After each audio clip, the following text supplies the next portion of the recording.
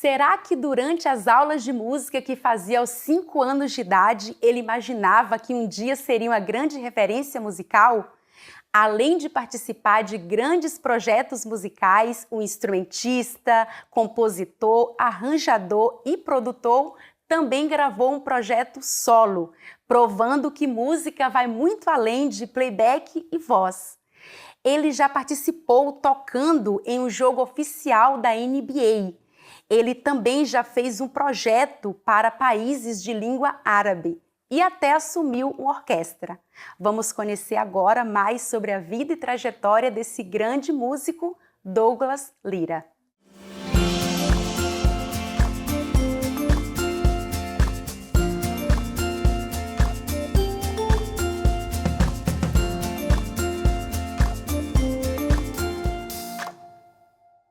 Douglas, Amém. Que prazer tê-lo aqui conosco. Muito bem-vindo ao Terracota. Obrigado, Ana. Prazer é todo meu estar aqui. É uma honra. Douglas, temos muitas perguntas para fazer hoje, mas eu vou começar querendo saber o seguinte: de onde veio essa ideia de você tocar instrumento de sopro e quais foram suas referências? Se eu falar para você que eu lembro de onde veio a ideia de tocar música de sopro, eu vou te mentir, porque eu, na realidade, aos 6 anos de idade, eu comecei a tocar flauta doce, né? Aos 5 anos de idade, a minha mãe, meus pais, né, me colocaram para fazer musicalização infantil, né? Então, de 5 aos 6, a gente brinca ali com os instrumentinhos de percussão, canta, faz todo esse aprendizado de base de música. Então, aos 6, eu já peguei a flauta doce, e da flauta doce até os 9, de 6 aos 9, eu gostei da flauta. Então, o que eu tenho na minha mente é eu tocando a tal da flauta doce. E aí, eu lembro da professora Raquel Bianca, um beijo para ela, se ela estiver vendo depois. Ela falou para meus pais, né, que eu precisava escolher agora um outro instrumento, que é o instrumento de flauta. Era um instrumento para musicalização, né? E aí eu poderia já, com 9 para 10 anos, escolher um outro instrumento. Poderia ser qualquer um dos que estivesse disponível lá na escola de música. E aí eu lembro que nisso daí eu vi o professor Jovaldo Guimarães, que foi meu professor durante muito tempo. E eu vi ele tocando, e eu achei muito legal o instrumento, o som, e eu falei, eu quero tocar esse instrumento aí, o saxofone. Então assim, foi uma coisa natural, não? Eu só lembro que veio, né? Então a partir daí, lá de 9 para 10 anos, comecei a fazer o tal da aula de saxofone. Comecei com um saxofone bem velhinho da escola de música, e aí meu pai falou, se você for bem, aí a gente vê um jeito de comprar pra você. Aí eu toquei 2 meses, que eu tava bem pra fazer os 10 anos mesmo. Meu pai me deu de presente de aniversário meu saxofone, Uau. O Júpiter, que eu tenho até hoje. A gente toca em vários lugares. Hoje eu tenho outro saxofone também, mas foi daí que veio. E, enfim, continuei tocando saxofone a vida inteira, né? Tô tentando até hoje tocar. E Douglas, quais são as maiores dificuldades para quem deseja viver de música? E conte um pouquinho para nós sobre a sua trajetória musical. Olha, ser músico não é fácil, né? Acho que para mim, uma das maiores dificuldades primeiro, você, em qualquer profissão, né, hoje ainda mais, você vê dificuldades, né? Foi uma coisa que eu aprendi crescendo, sendo adulto, né, vamos dizer assim. Muita gente falava, ser músico é muito difícil e tudo, mas eu fui vendo que ser advogado é muito difícil também, você ser um bom enfermeiro é muito difícil, né, você ser um bom professor, enfim, todas essas áreas têm as suas dificuldades. Eu acho que a maior dificuldade é o músico reconhecer que ele precisa ser um bom profissional. Eu vejo que a gente tem muitos músicos que levam a sua profissão não tão a sério como deveria. E aí eu vejo que as pessoas que também conhecem esses músicos também acabam não levando essa profissão a sério. E dessa forma você vê muitos músicos por aí que levam uma vida com a profissão, vamos dizer assim, aquém do que poderiam fazer. Então, eu acho que para mim, assim, o que eu sempre procurei fazer, quando eu percebi que a música era uma coisa que não tinha como fugir, porque eu fiz vestibular uma vez para Direito. Foi a primeira vez que eu fiz. Aí eu brinco que ainda bem que eu não fiz Direito, porque eu não passei, não fiz a prova de Direito. Não passei na prova, e aí sim, eu realmente fiz porque eu tava em dúvida, eu tava nessa época de 17 anos, 18, e eu tava bem nessa fase de descobrir o que ia fazer. Eu falei, será que eu vou ser músico? E aí você escuta, né? Ainda mais no Brasil, né? A cultura do músico que vive na boêmia, né? Que não tem, isso que eu acabei de falar, muitos músicos que não têm responsabilidade com sua profissão, não levam a sério a sua profissão. Então toda essa questão você vê, eu vi até algumas pessoas, não vou dizer muitos, mas poucos, alguns musicistas inclusive falam comigo, Douglas, não faça música, faça outra coisa. Então eu fiquei bem assim, na dúvida. Primeira vestibular que eu fiz não foi para música. Mas aí passou, não demorou muito, porque até então, nessa época, inclusive, o meu terceiro ano do ensino médio, né? Foi um pouco turbulento dentro da escola, no sentido de que eu faltei muitas aulas, porque nesse período eu já estava participando do Ministério de Louvor Está Escrito, que o pastor Fernando Iglesias dirigia, né? Sim. E aí, nessa época, foi um período que eu viajava muito, que a gente viajava muito. Então, eu viajei muito nesse ano, mas eu era um bom aluno, eu não era o melhor, mas eu sempre esforçado, não tem aquele cara que... Um ausente esforçado. E pelo menos ele tinha bom relacionamento com os professores. Não tem? Porque assim, uma coisa, você tem que entender, se você não é muito inteligente, também você tem que fazer bom relacionamento com os professores. Mas assim, quando eu não conseguia fazer as provas e tudo, dava um jeito, conversava com os professores e tudo, e procurava estudar, mas assim, as minhas notas que não eram as melhores, vamos dizer assim, eu nunca fui um aluno 10, mas eu sempre fui 8,5, 9, né, ali. Aí no terceiro ano deu uma caída mais ainda, né, mas eu consegui fazer, passei, mas foi uma época que foi muito intenso para mim a música, né, na minha vida.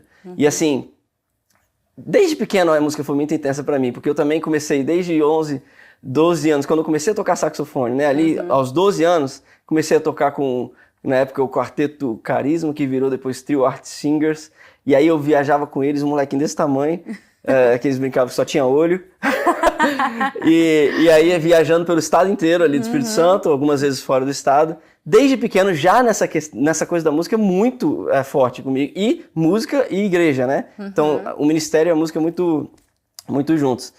Mas assim, nessa época eu falei, e agora? Eu vou fazer... Enfim, passou um pouquinho de tempo depois do vestibular, eu decidi pra mim, eu falei, cara, eu não tinha o mesmo entendimento que eu tenho hoje, mas na época eu percebi que é isso que você ama fazer.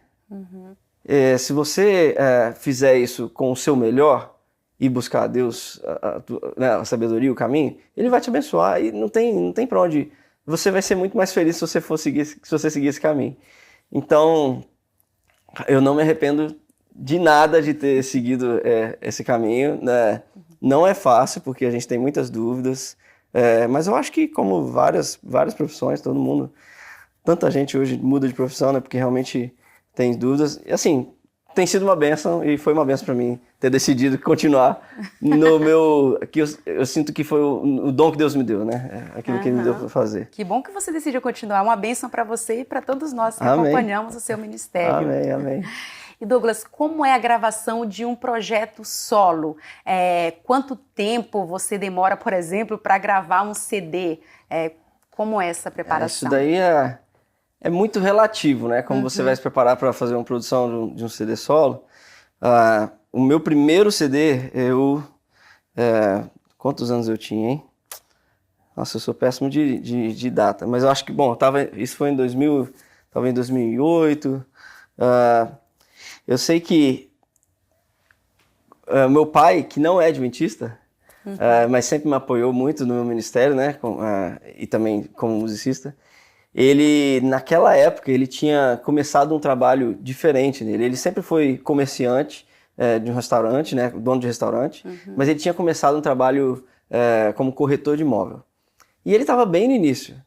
E aí, bem nessa época que eu estava decidindo fazer um trabalho solo, que foi inclusive bem próximo do DVD Família Novo Tempo. Foi logo depois do DVD Família Novo Tempo que eu fiz uma participação do Autor da Minha Fé, e aí foi muito legal assim, o feedback, né, das pessoas, né? Eu tomei a decisão, não, eu vou fazer um CD solo, mesmo sendo instrumental, que não é comum na nossa igreja, né? Não só na nossa igreja, mas toda a música gospel, vamos dizer assim, em geral, a gente está acostumado com música cantada, né? A música instrumental é um nicho diferente, né? Sim. Mas mesmo assim eu falei, não, vou seguir nisso. E aí foi bem assim, meu pai conseguiu vender um apartamento na época que ele nunca tinha conseguido vender. Uau! E aí ele falou, Douglas, ó, eu vou te dar esse dinheiro aqui pra você. Vou te dar não. Emprestar. Exatamente. Eu vou te emprestar esse dinheiro aqui pra você fazer o seu trabalho e daqui 1 ano você precisa me devolver porque sua irmã tá pensando em casar e eu vou ajudar ela. Enfim. Eu sei que esse processo, se não me engano, ele demorou mais ou menos coisa de 2 meses. Então vai demorar, assim, vai variar muito o tipo de trabalho que você está fazendo. Esse foi a minha primeira produção e o meu primeiro projeto. Então, assim, mas eu procurei gastar o que eu podia, então, onde eu não poderia deixar de gastar, né? Então, por exemplo, quando você está fazendo um trabalho, é muito importante você ter os profissionais certos para áreas importantes que você tem, né? Então, por exemplo, eu já fazia vários arranjos, né? Já estava acostumado a fazer vários arranjos. Então, eu fui o arranjador do meu próprio CD. Apesar de pegar três amigos e também dividir um pouco dos arranjos, a gente passou isso daí. Então, você tem esse processo. Definição de repertório. Aí, vai depender muito de você, como você vai escolher, né? Muitas vezes você precisa... Muitas vezes não. Quando você vai escolher o repertório, você precisa conversar com os compositores, ver se eles liberam a música para você. Foi exatamente o que eu fiz. Depois, como você vai definir estilos de cada repertório, de cada música que você vai fazer. Então, definir estilos, quem vai fazer os arranjos, quais músicas que vão ter tal tipo de instrumentação, por exemplo. Aqui vai ter só banda, baixo, bateria, guitarra, violão, saxofone. Aqui vai ter banda e vocal, por exemplo. Também a gente fazia essa questão, fazia os arranjos, define tudo isso. Então, todo isso é um processo, então vai depender muito. Como eu estava fazendo os arranjos, então muitos deles saíram um pouco mais rápidos, né? Porque eu mesmo faço, então eu mesmo me cobrava, né? Sim. De vez em quando, um ou outro que você dependia de um amigo ou outro, às vezes demora um pouco mais. E aí depois vem o processo de começar a gravação das bases, né? Então, para as músicas que tinham banda, a gente grava as bases, baixo, bateria, com uma guia de piano, por exemplo. Depois grava, pelo menos fazia assim, né? Depois gravava o piano depois da base pronta e adicionando as coisas, né? Então, vocais, que foi para mim uma coisa muito legal, que chamei vários amigos meus para fazer vocal desse meu primeiro CD. A gente teve o Ronaldo Fagundes, o Douglas, o Elson Golub na época, quem mais? O Felipe Valente. Aí teve a Príscila, teve teve uma gente, a Marcele, o Danilo, o Jonatas do Comune. Então, uma galera legal pra caramba pra gravar o vocal. Além de eu também ter gravado alguns vocais, né? Então, assim, é um processo não tão simples e vai depender de quanto que você também tem de orçamento para fazer. O meu segundo CD, por exemplo, ele já foi um CD com uma proposta diferente. Como que ele surgiu, a ideia dele? Eu já tinha gravado primeiro, já tinha viajado um pouco, e aí eu estava num processo tinha acabado de comprar outros equipamentos para continuar produzindo. Inclusive um amigo meu, o André, que mora aqui nos Estados Unidos, foi lá me visitar depois de muitos anos, foi no Brasil depois de muitos anos, e a gente se encontrou e tudo, e ele viu o meu home studio, que eu tinha acabado de montar. Aí ele foi lá e falou, cara, você podia comprar tal coisa, porque lá eu faço tal computador, lá em casa eu faço várias coisas com muita facilidade. Aí eu falei, tá bom, vou fazer isso. Realmente me ajudou muito. E aí nesse processo eu fiquei muito animado. Eu tava com sons diferentes, de piano e tudo. Aí eu falei, caramba, eu podia fazer um trabalho um pouco mais simples e também com uma roupagem musical mais tradicional para as pessoas que gostam desse estilo, né? Porque eu percebia que várias igrejas que eu ia, em algumas igrejas que eu ia, algumas pessoas falavam, você tem essa música nesse estilo e tal. Então eu comecei a falar, poderia fazer uma música mais voltada nesse estilo tradicional e de músicas de inário, né? E aí foi, aí foi um CD mais simples, vamos dizer, de budget, né? A gente fala de orçamento. Eu fiz bastante coisa e também ganhei alguns presentes. Ganhei uma orquestração, ganhei 2 orquestrações de presentes. Uma que eu mesmo escrevi e o Kleber, na época, Kleber Augusto, eu estava morando já em Curitiba, estava gravando algumas cordas, começando a gravar, ele estava no processo de início dele de gravar cordas na Rússia, que é um trabalho que ele faz hoje o tempo inteiro, mas ele estava no início e ele falou, Douglas, eu vou te dar um presente. Escreve as cordas, me manda que a gente vai gravar lá. Que benção. E aí, Deus me deu esse presente, a gente gravou, e pra mim era uma coisa muito... Porque sempre gravar uma orquestra é muito dinheiro, né, que você tem que ter, e assim... Então pra mim foi sempre eu sempre gostei, além de tocar, de arranjar, de participar dessa questão de produção. Então pra mim foi um presente, assim, de experiência como produtor também. Foi minha primeira, se não me engano, foi a primeira gravação que eu fiz meu arranjo eu mesmo escrevendo, que ele mandou lá, e aí gravou. A primeira vez que eu escutei, acho que muitos músicos têm essa experiência. Comecei a chorar porque você... Emocionado. Quando a gente vive a música, é uma sensação completamente diferente de outras pessoas, né, que estão... Porque aquilo vem da gente, né? É como se tivesse nascendo um filho. Vem daqui, ó. E aí você fala, nossa, isso daqui nasceu, né? Então, foi muito emocionante pra mim. E também ganhei uma outra orquestração que já tinha sido gravado, o arranjo também, do Maestro Flávio Santos. E da música dele, inclusive, Deus sabe, quando eu fui pedir dele, do Valdeci, quando eu fui pedir para ele a autorização, ele falou, Douglas, eu tenho uma gravação aqui pronta com orquestra, você quer? Eu falei, quero, claro. E aí, uma das músicas que muita gente gosta muito desse meu segundo CD. Então, assim, o processo é longo, depois disso você tem mixagem, masterização, mixagem, você vai pegar cada música, cada instrumento, vai colocar no lugar... Né? Então, assim, vai depender muito do tempo que você tem, dinheiro, os profissionais, né? Como eles estão disponíveis para você ou não. Mas é mais ou menos esse processo, assim. Esse processo de gravação no trabalho, né? Bom, se você perguntou sobre trajetória, né? Sim, a sua trajetória. É interessante porque eu comecei mais como saxofonista, como eu falei ali. Aos 12 anos eu comecei a tocar como saxofonista numa bandinha, que na verdade era um teclado, o Mike Brown no teclado, o Sander no violão e eu no saxofone. Eu com 12 anos de idade, o Mike já era marmanjo e o Sander também. E aí a gente começou eles me chamaram e eu comecei a viajar com eles, então acompanhando um quarteto. Então isso me ajudou muito, não me ajudou, me moldou na formação musical que eu tenho hoje. Porque eu também estudei em conservatório, né? Formação clássica, vamos dizer assim, e convencional. E ali com eles eu aprendi muito sobre como você tinha que tocar o saxofone acompanhando um grupo, por exemplo. Que eles cantavam, então o principal ali era o quarteto. Eu estava na banda, eu sou um instrumento de solo, mas eu não podia sobrepor a eles. Então ali já foi o começo da minha formação assim, musical, do que eu sou hoje, no sentido de o que eu toco, eu aprendi no louvor, né, como se toca o saxofone no louvor, acompanhando algum cantor. E eles já me falavam desde, não, Douglas, tá tocando demais aqui. Eu lembro que a primeira vez que eu toquei, inclusive eu toquei, meu pai veio me ver, não adventista, né, como falei. Foi a primeira vez que eu toquei com eles me deram uma música do Arautos do Rei, que eles iam cantar. Eu não lembro o nome da música, eu lembro da melodia. Eu lembro que a introdução era...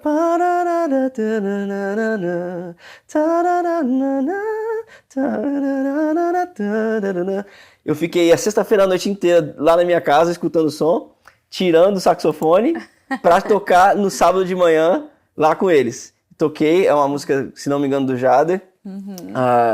E o meu pai foi lá me ver tocar na igreja. Para mim foi muito legal porque, como eu falei, foi uma forma de levar meu pai na igreja, né? E, enfim, daí cresci com eles nisso. E aí, junto com isso, assim, no Espírito Santo, não sei se você já foi lá. Não conheço ainda não tive o privilégio. Você me falou que é da Bahia, né? Sim. Que é um lugar bom demais Somos também. Vizinhos ali. Pois é, mas lá no Espírito Santo a gente tem uma galera muito boa da música. E a gente gosta muito de cantar em louvor congregacional, né? A Igreja Central de Vitória é uma das referências, né? Eu também cresci lá. Mas em Guarapari, no tal do acampamento de Guarapari, a gente sempre tinha o acampamento de verão e eu cresci lá. E aí, depois de um tempo, o pastor Enoque Júnior, na época, montou um ministério de louvor chamado Ministério de Louvor Novo Tempo, se não me engano. Ele era o diretor da Rádio Novo Tempo, então montou isso. E aí me chamou para tocar o saxofone lá. Tocava saxofone com eles. Depois de um ano, 2 anos, tocando com saxofone, ele pediu para eu começar a dirigir o grupo. E isso era novinho, né? Eu acho que devia ter 16, 17 anos. Comecei a dirigir o grupo musicalmente. Então, isso foi montando a minha formação também, como, vamos dizer assim, ministro de música, arranjador. Comecei a participar de produções. Aí eu comecei a entrar mais dentro desse campo de produção musical, né? Dali, teve o Ministério do Louvor Está Escrito, que eu fui chamado pelo Ricardo Martins, que é meu conterrâneo também, que foi para mim uma surpresa muito legal e foi muito gostoso, que quando eu estava bem no meu ensino médio, segundo, terceiro ano, então imagina um molequinho viajando com essa galera ótima que cantava, Pastor Fernando e tudo. E aí depois de lá, fiz meu CD solo, criei o Ministério Vitória do Louvor, que é um Ministério de Louvor que tem lá em Vitória. Depois do Ministério Vitória do Louvor, o pastor Fernando Iglesias se tornou pastor na Central de Curitiba e me chamou, eu recebi um chamado para poder ser o ministro de música lá com ele. Da Igreja Central de Curitiba. Da Igreja Central de Curitiba. Que aí eu já tinha terminado minha faculdade na FAMES, que é lá na Faculdade do Espírito Santo. Já estava trabalhando na FAMES como professor, estava trabalhando 1 ano e meio, mas eu estava orando a Deus por uma coisa diferente. E aí foi quando veio esse chamado. Saí de Vitória, que é onde eu tinha crescido, nascido, né? Lugar quentinho, gostosinho, com praia na frente, para ir para uma cidade maravilhosa que é Curitiba, mas que eu passei um frio danado. A mudança climática, o choque climático. Mas a igreja é maravilhosa. E lá, pela primeira vez, eu trabalhei com corais. Nunca tinha trabalhado com coral, inclusive quando eu cheguei lá, eu falei, vocês vão ser o meu primeiro coral. Eu já tinha trabalhado com vocais, mas com coral ia ser a primeira vez. Trabalhei com Curitiba Coral lá, foram 4 anos e meio de bênçãos, assim, foi muito maravilhosa aquela igreja, até que a gente decidiu vir para os Estados Unidos. Ok, e então hoje você vive aqui nos Estados Unidos e trabalha com música aqui. O que te incentivou a vir para cá? Por que dessa mudança? Os Estados Unidos para mim sempre foi uma coisa que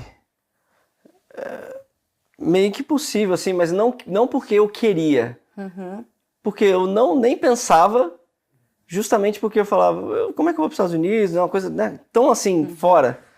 E o que me fez começar a pensar nos Estados Unidos foi quando uma amiga minha, que na verdade não era amiga, a Adriane Mace, que é casada com o Greg Mace, que é filho do falecido Max Mace, do Heart Singers.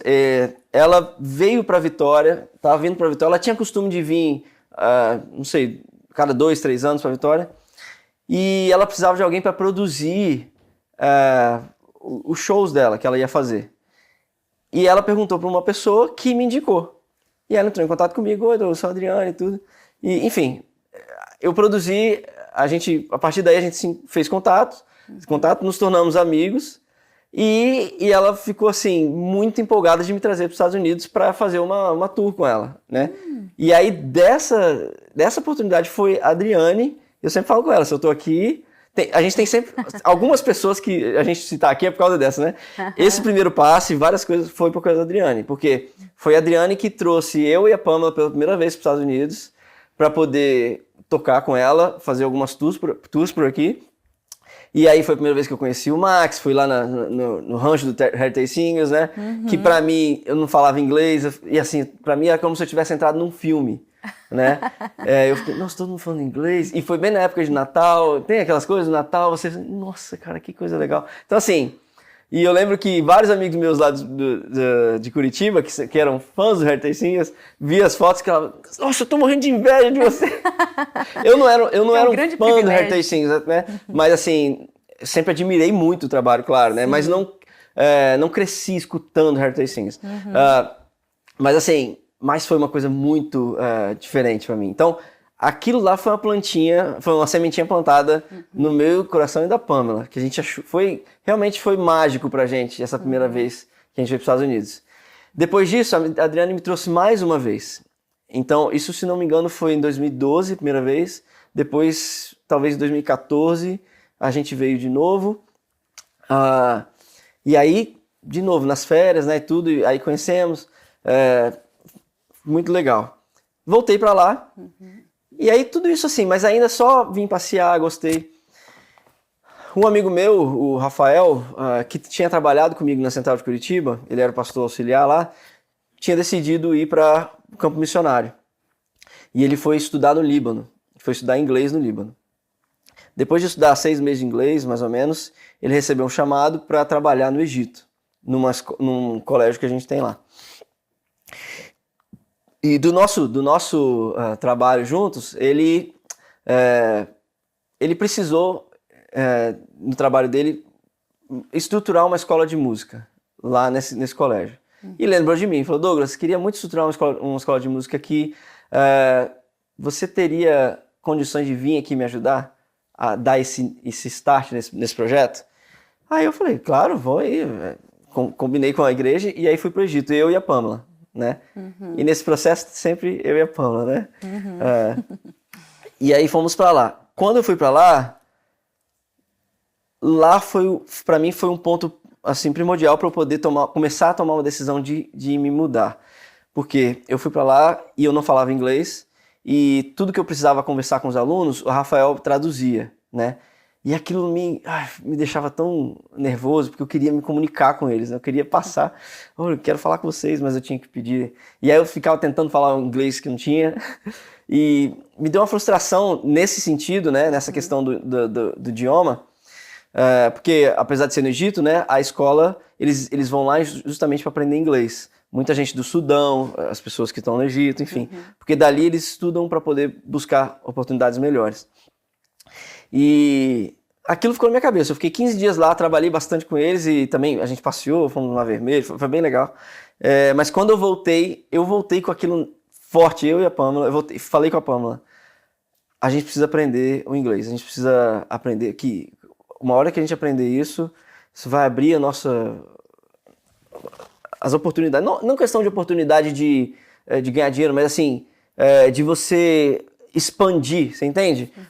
Aquilo que você faz vai para outros lugares, não vai ficar só onde você está no Brasil, onde você consegue fazer. Então, eu falei, a gente precisa. O inglês você vai para qualquer lugar do mundo, né? E aí a gente começou a estudar inglês, mas além disso eu percebi, falando com ela, enquanto a gente estiver aqui no Brasil vai ser muito difícil a gente aprender, a gente precisa emergir. E aí foi sim o momento que eu junto com ela, a gente decidiu, olha, a gente vai para os Estados Unidos. E aí, enfim, a gente conversou com algumas pessoas e tudo, e acabamos parando aqui em Maryland. E hoje vocês vivem aqui e trabalham com música. Hoje a gente está aqui em Maryland, já vamos fazer, em fevereiro do ano que vem, vão fazer 7 anos que a gente está aqui. Aqui que nasceu o nosso tesouro, o Benjamin, né? Nosso filho. E hoje eu trabalho como ministro de música numa igreja adventista, mas de maioria de etnia indiana. Eu falo assim porque quando eu falo, eu trabalho numa igreja indiana, as pessoas falam, mas eles são cristãos? Não, é uma igreja adventista, cristã, só que como a gente tem a igreja adventista brasileira, né? Exatamente, a gente tem também, inclusive não é só de indiana, de sul-asiáticas. A gente tem alguns outros países como Filipinas, alguns outros países que estão próximos ali, que também tem, mas a sua grande maioria nessa igreja que eu trabalho são indianos, né? E aí as pessoas falam, mas como é que você conversa com eles? Eles falam hindu? Não, eles falam inglês. Os indianos, uma das línguas oficiais deles é o inglês, né? Porque eles foram colonizados pelos ingleses, né? Mas eles também têm o hindi, que é outra língua oficial, e se não me engano mais uma outra. E cada estado da Índia você vai ter um outro dialeto diferente. Você tem famílias na minha igreja que o pai fala um dialeto, o outro fala em outro, então eles têm que se comunicar em inglês. E aí por isso que muitas crianças só falam inglês. Enfim, trabalho nessa igreja tem sido uma bênção, já estamos lá pelo menos uns 4 anos já.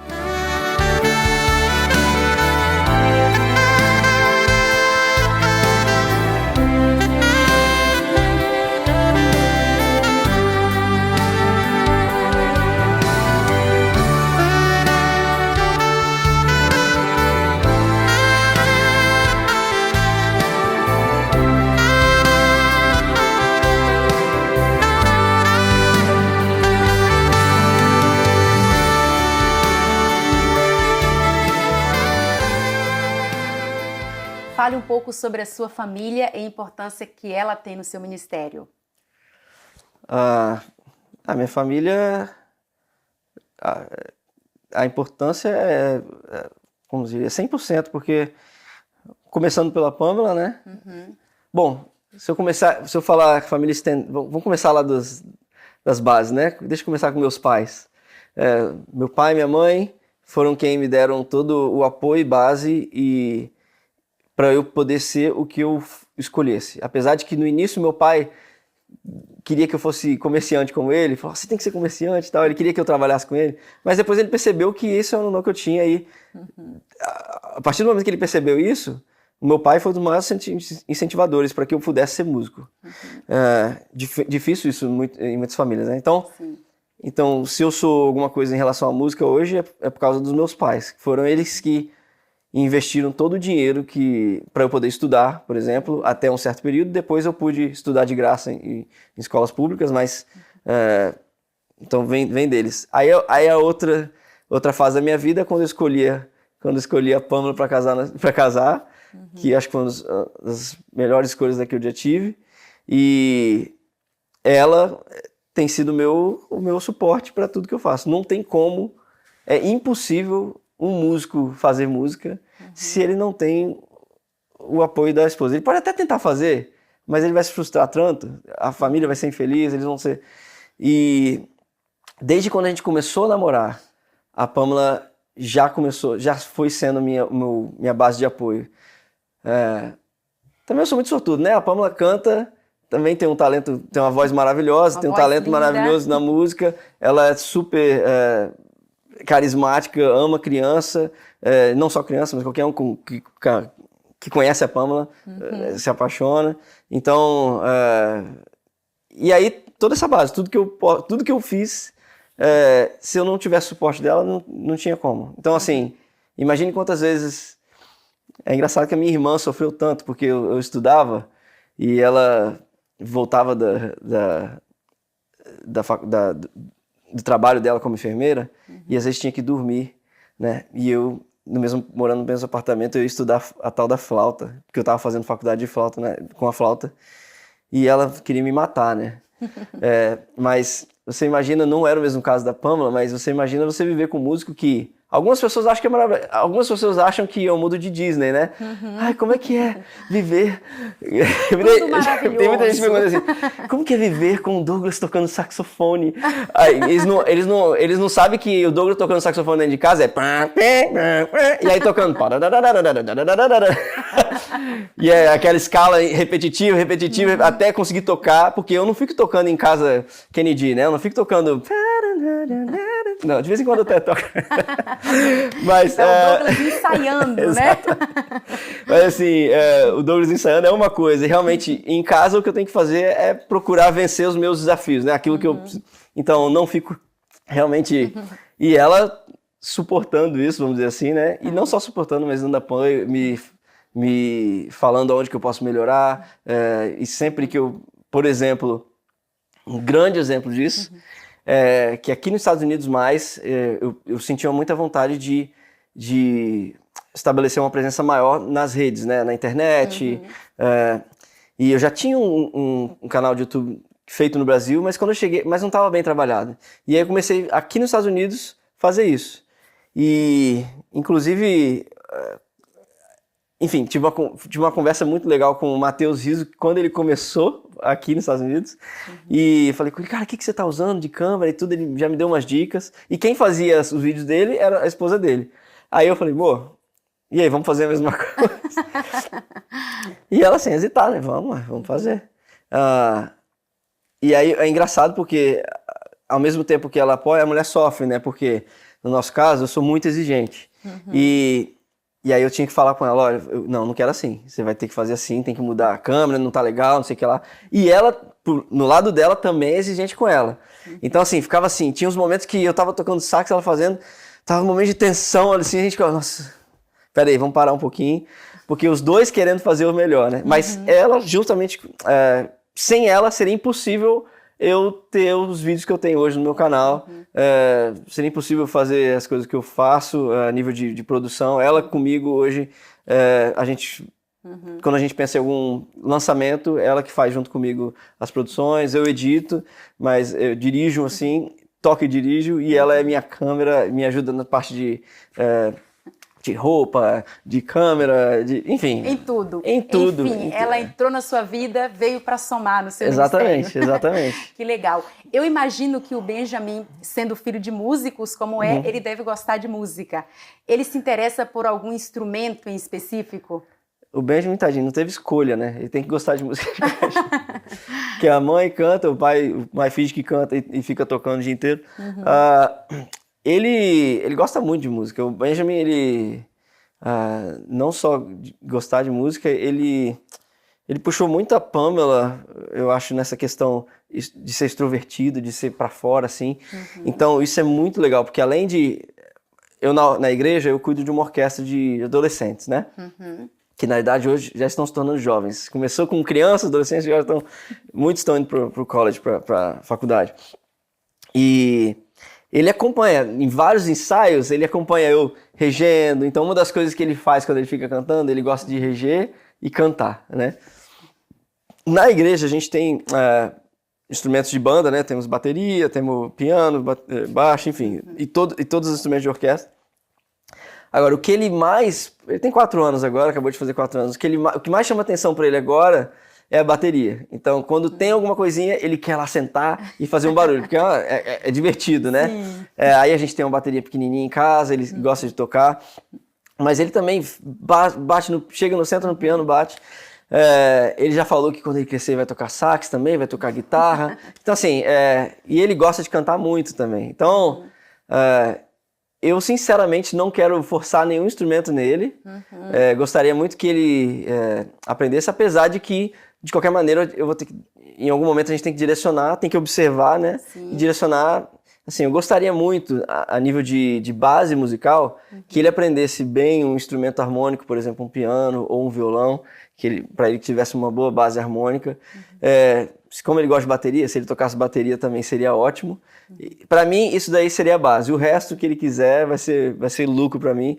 E se for saxofone, maravilhoso. Se não for, vai ser melhor ainda, porque aí eu monto uma banda. Eu não preciso ter só saxofonista dentro de casa. A gente pode ter gente tocando. Exatamente. Eu preciso de baterista, de vez em quando preciso de guitarrista, daí ele pode tocar.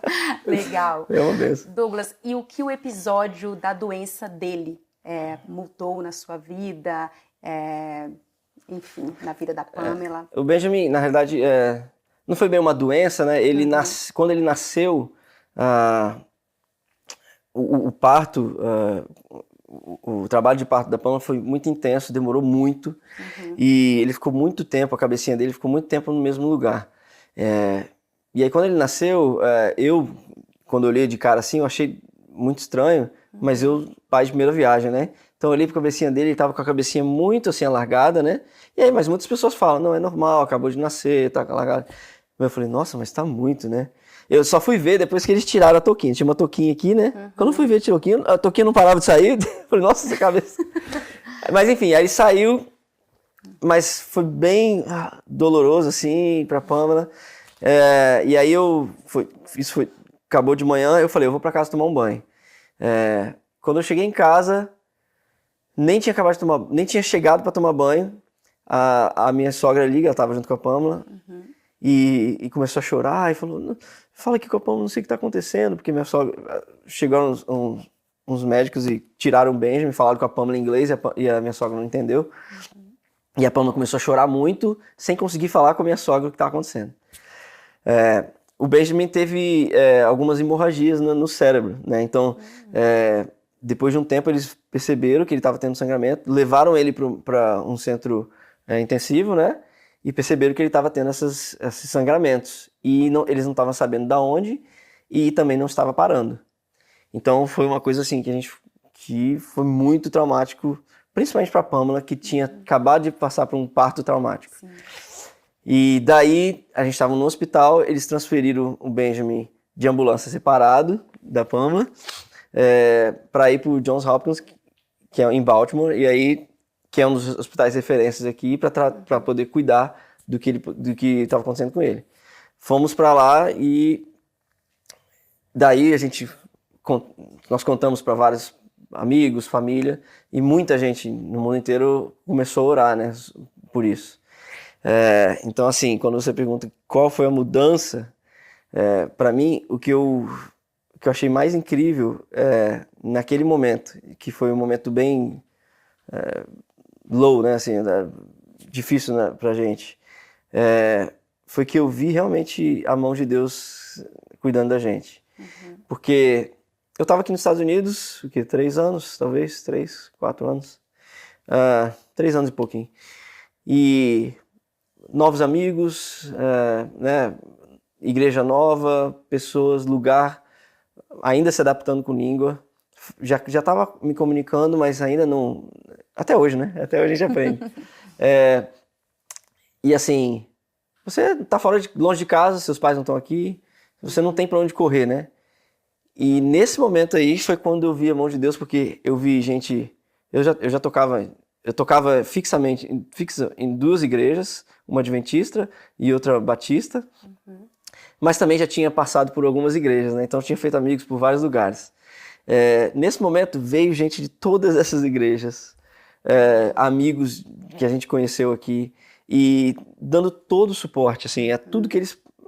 Realmente, eu me senti carregado. Sim. Então, eu senti naquele momento Deus falando comigo, não se preocupa, vai dar tudo certo, confia, eu tô do seu lado aqui, eu sei que você tá longe, mas eu tô aqui com você.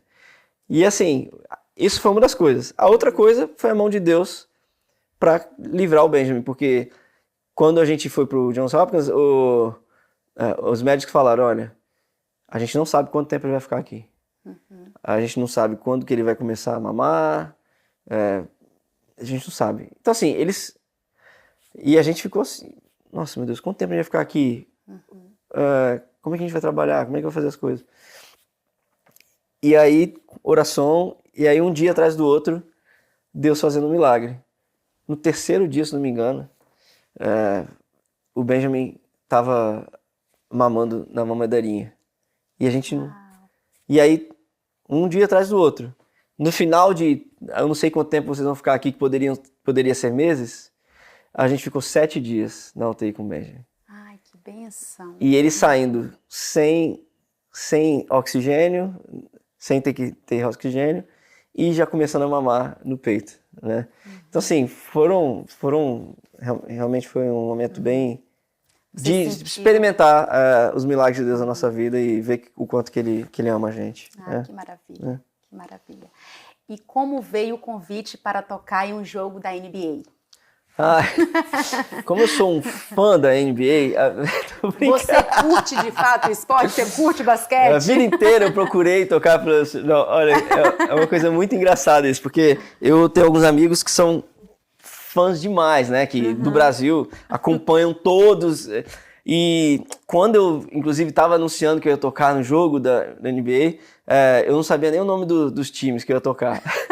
E aí eu vou tocar, peraí, qual é o time mesmo? Aí eu olhei assim, vai ser tal. Aí um amigo meu falou, poxa, você não sabe nem o nome.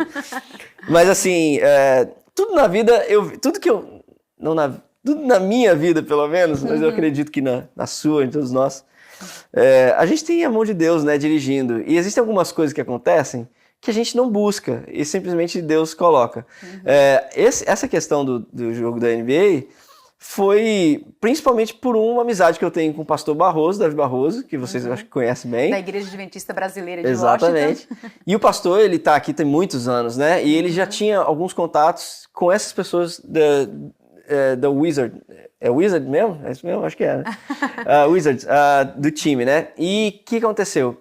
Ele fez uma indicação, porque eles sempre precisam de pessoas para poder fazer esse hino National Anthem, né? Lá no início do jogo. E ele fez uma indicação, olha, eu tenho um rapaz aqui que é muito bom.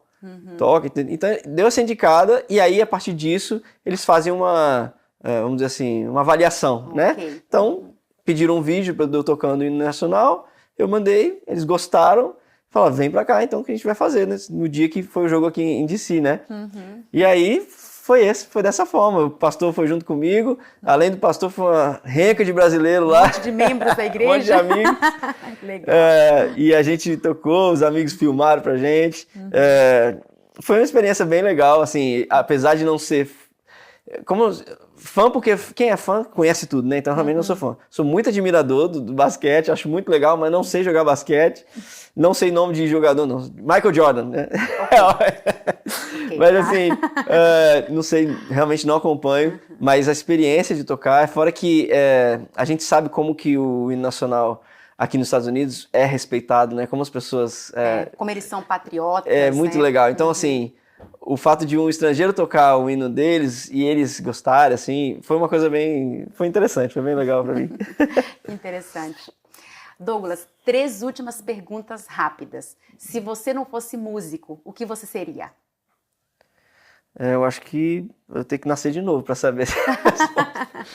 Mas tá, difícil eu pensar na vida sem a música, mas eu sou um cara que eu gosto muito de acompanhar o que acontece, por exemplo, no mundo, assim, em relação à notícia. Então eu sempre estou acompanhando notícias de geopolítica, por exemplo, o que acontece entre relacionamento entre os países. Então eu gosto mais dessa área, vamos dizer assim, geografia, geopolítica, um pouco da questão de finanças também, né? Eu gosto também disso. Então, talvez, eu acho que lá no passado, né, como eu não conhecia muito esse campo, eu achei que eu poderia ser um advogado, né? Mas depois de ver um pouquinho, eu acho que talvez eu iria para alguma coisa dessas ciências de geopolítica, talvez, né, de relacionamentos internacionais. Acho que é uma coisa que eu acho interessante, mas gosto, acho interessante, mas acho que não vai ser esse caminho, não. Nasceu para ser músico acho que sim. E quem é Deus para você?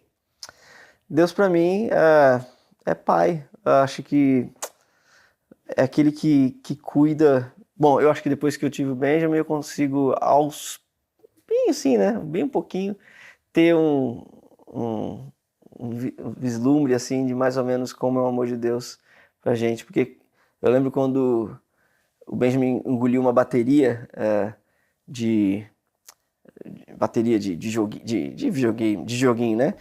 E levei pro médico e talvez ele tinha que fazer uma cirurgia nele. Eu chorei que nem um maluco, porque eu falei, nossa, como é que eu vou fazer isso com meu filho? E eu deixei isso. Então eu fiquei imaginando como Deus ama a gente, como ele tem paciência com a gente. Nossa, quantas vezes eu perco paciência com o Benjamin. E eu fico sempre pensando, é um pai amoroso, paciente e que, mais do que nós, ainda nos ama muito mais do que nós mesmos, né? É capaz de dar a vida para nos salvar, né? Acho que é isso. Sim. E o que você diria para o Douglas de 30 anos de idade? Douglas de 30 anos de idade. Não tem muito tempo, né? Passou pouco tempo. Ainda bem jovem. Daqui a pouco eu vou virar o 4.0, né? Daqui uns 3 anos. Mas, bom, 7 anos atrás, mais ou menos. Isso foi praticamente a época que eu cheguei nos Estados Unidos. Eu acho que eu falaria pro Douglas bem assim, Douglas, confia em Deus, trabalha duro, porque Deus vai te abençoar, a sua família vai crescer, você vai conhecer amigos maravilhosos, você vai ter um filho que você nunca imaginou ter na sua vida, que vai mudar a sua vida. Acho que eu falaria assim, fica tranquilo que as coisas vão dar certo. Vai dar tudo certo. Vai dar tudo certo. Douglas, muito obrigada. Foi um prazer tê-lo aqui conosco. Eu que agradeço, foi um prazer conhecer mais da sua história e saber como Deus tem feito através de você, tem abençoado muitas pessoas através do seu ministério. Amém. Muitíssimo obrigada. Prazer foi meu. E obrigada a você que ficou conosco até agora. Nós preparamos com carinho um clipe para você, então assista e até a próxima. Tchau, tchau.